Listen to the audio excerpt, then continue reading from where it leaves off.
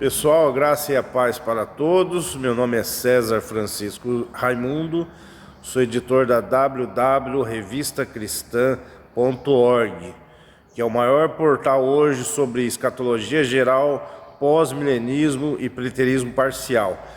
E aproveite e se inscreva aqui nesse canal de YouTube do Josilei Roveno, que é sobre preterismo parcial, escatologia e pós-milenismo.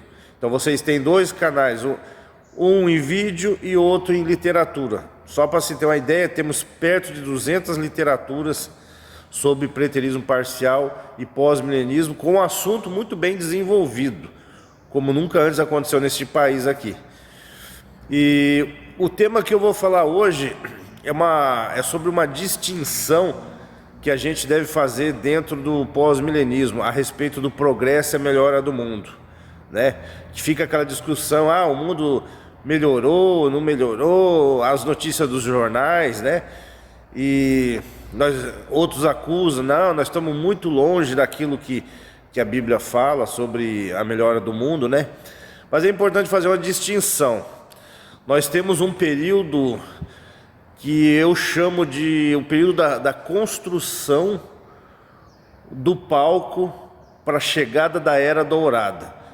Porque se a gente pega as profecias do Salmo 22, os últimos 5, 6 versículos, e pega Isaías capítulo 2, do versículo de 1 a 4, a gente vai ver que os profetas viram já a Era Dourada pronta, que é quando todas as nações já estão convertidas, e convertidas ao ponto de todos os povos adorar o Senhor e não ter mais arma de guerra. Se não tem nem arma de guerra mais e elas estão aposentadas e são usadas até na agricultura, quer dizer que as outras armas também de bandidos, de menores, né, vamos dizer assim, bandidos menores, que não tem a ver com exércitos, todas essas armas estão aposentadas também.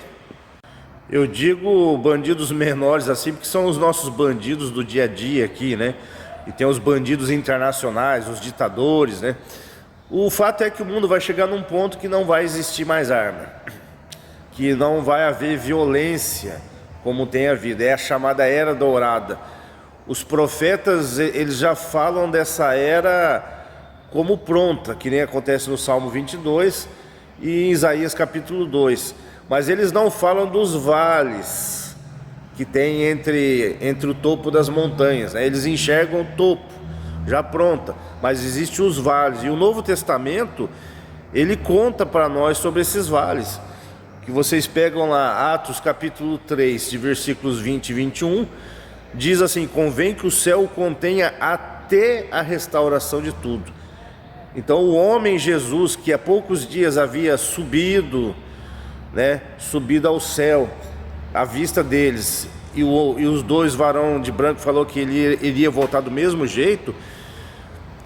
Pedro, que foi uma testemunha disso, ele fala, não, convém que ele fique contido. O homem Jesus, de carne e osso, ressuscitado, ele fica contido no céu. Jesus, ele está distante de nós fisicamente, mas espiritualmente ele está perto de nós. Então convém que o céu o contenha. O homem Jesus, com a sua estatura, o seu corpo glorificado, com dedo, mão, pele, cabelo, ele fica contido lá no céu, até a restauração de tudo. Ele não vem enquanto tudo não é restaurado. Aí lá em Hebreus diz que a gente não vê todas as coisas sujeitas a ele ainda. Mas é um processo, porque se vocês pegarem 1 Coríntios 15, vocês vão ver que lá diz assim, convém que ele reine até que todos os seus inimigos estejam debaixo dos seus pés. O último inimigo a ser destruído é a morte. Então nesse processo, cada inimigo de Cristo, em cada área da vida, eles são vencidos.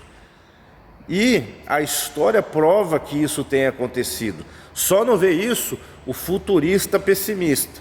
Porque primeiro que eles nem estudam a história sobre essas questões. Isso é para poucos. E entre esses poucos que estudam o tema da melhora do mundo, infelizmente, quase a gente não se vê pastores falando sobre isso, sabe? Eu posso contar no dedo quantos que falam sobre esse tema da melhora do mundo. E temos o Steven Pinker, um dos maiores psicólogos do mundo, ele é canadense, e ele escreveu 2 livros provando que o mundo melhorou. É um livro que ele atribui ao iluminismo, essa melhora do mundo. É o Novo Iluminismo o nome do livro, tem quase 1000 páginas. E tem Os Anjos Bons da Nossa Natureza, que também tem quase 1000 páginas, eu acho que passa de 1000 páginas. E ele diz ali no livro, Os Anjos Bons da Nossa Natureza, que nós estamos vivendo a era mais pacífica que já existiu no mundo. Ah, mas tem tanta guerra, tem tanta violência. Mas veja bem uma coisa, aí entra uma questão histórica e estatística, a matemática não mente. A história pode ter até equívocos, ser mal interpretada, faltar documentação para saber se uma coisa é verdadeira ou não, mas a matemática não mente. O mundo tinha menos população, mas tinha maior concentração de violência, doença e maldade do que nós temos hoje. Então o Steven Pinker, ele prova estatisticamente, historicamente, que nós estamos de fato vivendo a era mais pacífica que já existiu. Porque nós não temos noção do que era viver sob o jugo do Império Romano, dos bárbaros, não temos noção. A gente fica achando que aquilo ali é coisa pequena, que aquilo ali não é nada. Nós não temos noção do que era a violência contra qualquer cidadão, contra qualquer pessoa naquela época.